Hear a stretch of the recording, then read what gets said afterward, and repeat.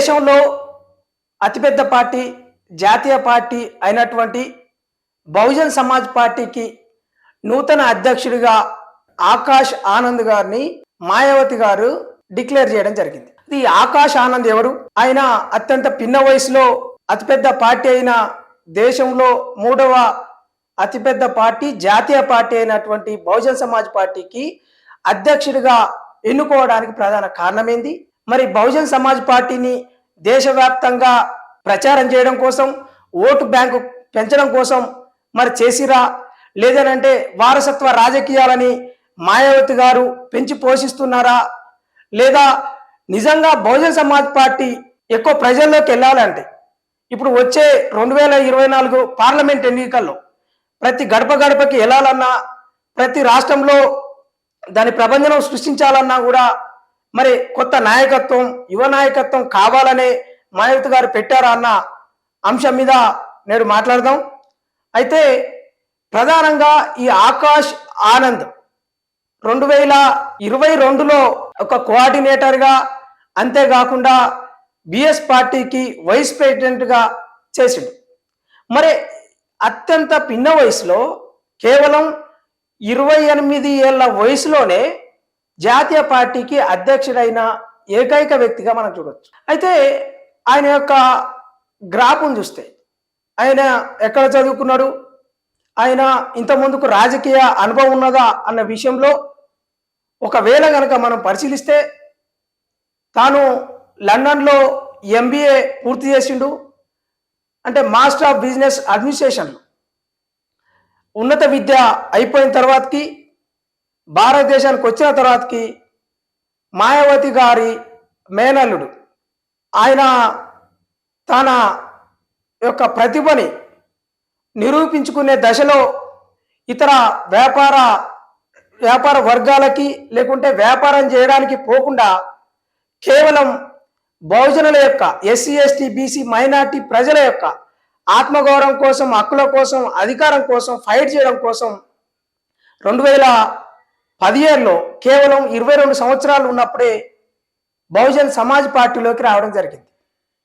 ఆ తర్వాతకి వివిధ మీటింగ్లలో, వివిధ రాష్ట్రాల్లో బహుజన్ సమాజ్ పార్టీని ప్రచారం చేసే క్రమంలో నిజంగా కాన్షీరాం వాదాన్ని, కాన్షీరాం పని విధానాన్ని నేర్చుకోవడంలో ఆయన ఒక బలమైన వ్యక్తిగా, శక్తిగా మారి నేడు బహుజన్ సమాజ్ పార్టీ జాతీయ స్థాయిలో ఒక నాయకునిగా, అంతేకాకుండా వివిధ రాష్ట్రాల్లో బహుజన్ సమాజ్ పార్టీని ప్రచారం చేయడంలో ముందున్నాడు. మరి 2022 నాటికే ఒక కోఆర్డినేటర్గా, ఒక స్టార్ కాంపెయినర్గా మారడానికి ఆయన చాలా కష్టపడ్డాడు. అంతేకాకుండా ఉన్నత విద్య చదివిన ఒక మేధావిగా, ఒక యువరక్తం ఇప్పుడు బహుజన్ సమాజ్ పార్టీకి అవసరం ఉన్నది.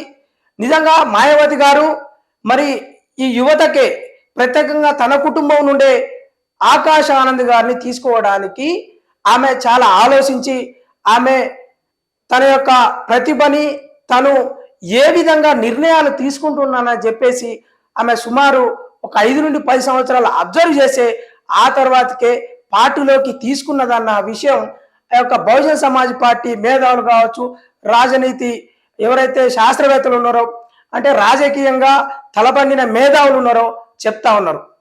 అయితే ఏదేమైనప్పటికీ బహుజన్ సమాజ్ పార్టీని అంటే పిన్న వయసుకుడైన ఈ ఆకాష్ ఆనంద్ నడిపించగలుగుతాడా, లేదంటే దేశవ్యాప్తంగా దాన్ని ప్రచారం చేయడంలో సక్సెస్ అవుతారా కాదా అన్న విషయం కూడా చాలా మంది గుసగుసలాడుతూ ఉన్నారు.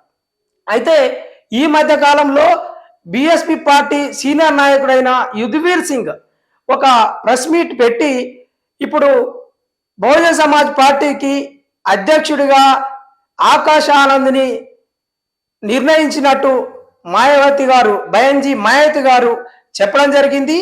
నేటి నుంచి ఈ బహుజన్ సమాజ్ పార్టీకి అధ్యక్షుడిగా ఆకాశే కొనసాగుతారని చెప్పేసి చెప్పడం జరిగింది. అయితే వివిధ వర్గాల నుండి, బహుజన్ సమాజ్ పార్టీకి సంబంధించిన వివిధ రాష్ట్రాల నుండి ప్రతి ఒక్క నాయకులు కావచ్చు, లేకుంటే కార్యకర్తలు కావచ్చు, ఆయనకు ఎక్కువ మొత్తంలో సోషల్ మీడియా కేంద్రంగా మరియు ప్రధాన వార్తా మీడియా ఛానల్లో కూడా ఆయనకు భారీ ఎత్తున ఆయనకు శుభాకాంక్షలు తెలుపుతున్న తరుణంలో మరి బహుజన్ సమాజ్ పార్టీ పగ్గాలు మోసేంత ఆయన ఏజీ మరి ఉన్నదా, లేకుంటే అంత నాలెడ్జీ ఉన్నదా, లేకుంటే ఆయనకే ఇవ్వడానికి ప్రధాన కారణాలు చూస్తే నిజంగా ఒకవేళ అక్కడ రామ్జీ గౌతమ్ గారు ఉన్నారు, యుద్వీర్ సింగ్ లాంటి మేధావులు ఉన్నప్పటికీ, సీనియర్ నాయకులు ఉన్నప్పటికీ, మరి మాయావతి గారి మీద నమ్మకంతో కాన్షీరామ్ విధానాన్ని, అంబేద్కర్ ఆశయాలని కొనసాగించడంలో ఆకాష్ ఆనంద్ సక్సెస్ అవుతాడా కాదా అన్న విషయం పక్కన పెడితే భారీ ఎత్తున విమర్శలు వస్తూ ఉన్నాయి. మరి నిజంగా బహుజన్ సమాజ్ పార్టీ వారసత్వ రాజకీయాలకు వ్యతిరేకం అంటున్నప్పుడు కాన్షీరామ్ విధానాన్ని, కాన్షీరామ్ యొక్క పని విధానాన్ని ప్రతి పల్లెకి గడప గడపకి తీసుకుపోయే క్రమంలో మరి ఒక యుక్త వయస్కుడైన ఆకాష్ ఆనంద్ ఆ పెనుభారాన్ని మోయగలుగుతారా లేదన్న యొక్క విమర్శలు భారీ ఎత్తున వస్తూ ఉన్నాయి. అయినప్పటికీ మరి ప్రతిపక్ష పార్టీలు కావచ్చు, లేకుంటే ఇతర మిత్రపక్ష పార్టీలు కావచ్చు, వారసత్వ రాజకీయాలు చేశారు.